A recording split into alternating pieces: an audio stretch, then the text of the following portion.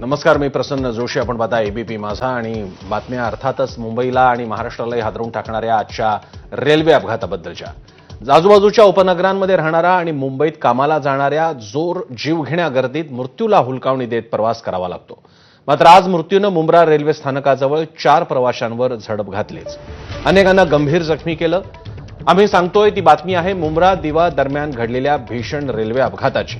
कसाऱ्याहून मुंबई छत्रपती शिवाजी महाराज टर्मिनसच्या दिशेनं जाणारी आणि सीएसएमटीवरून कल्याणच्या दिशेनं जाणारी लोक एकमेकांना क्रॉस करत असताना हा अपघात घडला.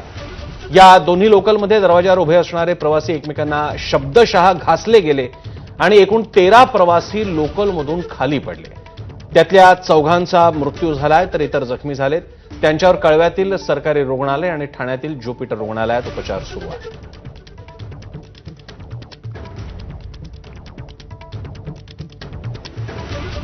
ही जी घटना सकाळी 9 वाजताच्या दरम्यानची घटना आहे. त्याच्यामध्ये एक ट्रेन कर्जतून सीएसटी जात होती, दुसरं ट्रेन एक सीएसटी वरून कसारा जात होती. तो मुंब्रामध्ये दोन्ही ट्रेन एकमेकांना क्रॉस करत असताना तो दोन्ही ट्रेनवरून जवळपास 13 people fell down from the train और अनफॉर्चुनेटली उसमें 4 लोग का डेथ हो गया है और 9 लोग जख्मी है और त्याच्यामध्ये त्यांचे उपचार सुरू आहे आणि 4 पैकी डेथमध्ये एक जीआरपी कर्मचारी पण आहे. दरम्यान अपघात नेमका कसा घडला याबद्दल रेल्वे जनसंपर्क अधिकारी आणि प्रत्यक्षदर्शींनी काय माहिती दिली आहे पाहूया. 8 लोक जी आहेत ही मुंब्रा आणि दिवा या 2 स्थानकाच्या दरम्यान लोकलमधनं ट्रॅव्हल करत असताना एकमेकाला लागून पडलेली आहेत. ही सगळी जी प्रवासी होती ही फुटबोर्डवरती लोकलच्या ट्रॅव्हल करत होती.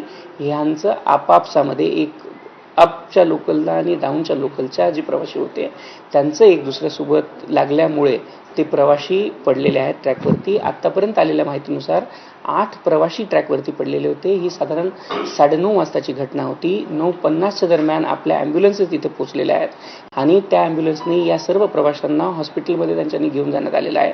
आता हॉस्पिटलमध्ये या प्रवाशांच्या तब्येतीबद्दलची किंवा याच्या हेल्थबद्दलचे अपडेट्स आपल्याला हॉस्पिटलकडनं लवकरच अपेक्षित आहेत. मुंब्राची जी दुर्घटना घडली त्यावेळी जो प्रत्यक्षदर्शी आहे तो आपल्या सोबत आहे.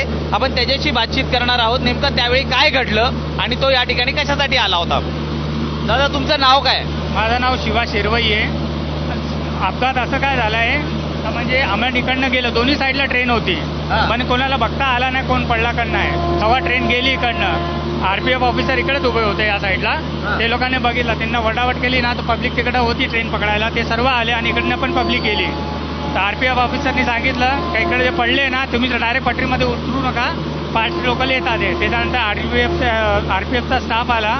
ते लोकांनी एक करून पूर्ण बॉडीला लाईनशी उतरली. पहिला एक लेडीज होती, त्यांना उचलला का त्यांच्यामध्ये जीव होता आणि त्याला वाचवू शकतात त्याच्यामुळे पहिला त्यांना उचलून साईडला घेतला आणि त्याच्यानंतर जे पुढे होते त्यांची अवस्था अशी नव्हती का त्यांना वाचवू शकतात. किती जण लेडीज होते, किती जण जेंट्स होते? दिसलेली पहिला आणि त्याच्यानंतर लाईनशी पूर्ण जेंट्सच होते पडलेले. म्हणजे याच ठिकाणी सगळे पडले होते.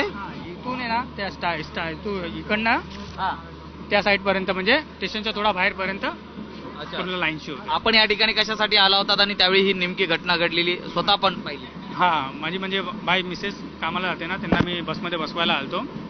मग बसमध्ये बसून मी परत जात होतो आणि मी स्टेशनच्या बाहेर इकडेच पडलो, गेटच्या बाहेर गेलो आणि दोन्ही ट्रेन पास झाले. त्याच्यानंतर वडावड झाली ना मी तिकडनं आलो, इकडनं तुम्हाला असा अपघात पूर्ण घडलेला होता. जे जखमी या ठिकाणी पडले होते त्यांच्या मदतीसाठी नेमकं कोण कोण या ठिकाणी आलं होतं? वेळेत उपचार मिळाले का त्यांना?